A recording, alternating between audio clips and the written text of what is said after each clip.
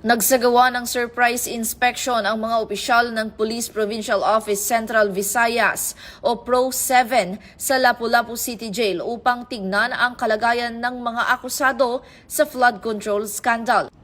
Kabilang ang kontraktor na si Sara Diskaya.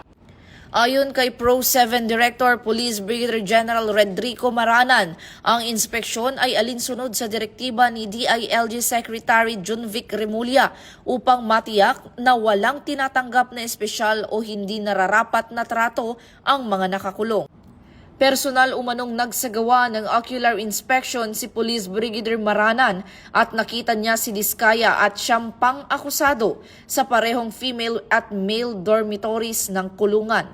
Giit ng PRO-7, pantay-pantay ang pagpapatupad ng batas at mahigpit na alinsunod ang tamang pamamalakad sa mga pasilidad ng piitan bilang bahagi ng paninindigan na bagong PNP para sa bagong Pilipinas, serbisyong mabilis, tapat at nararamdaman.